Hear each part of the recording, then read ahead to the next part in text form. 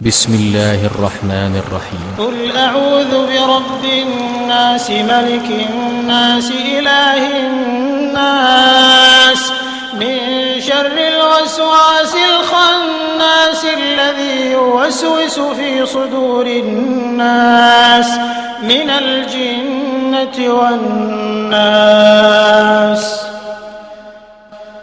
بسم الله الرحمن الرحيم. قل أعوذ برب الناس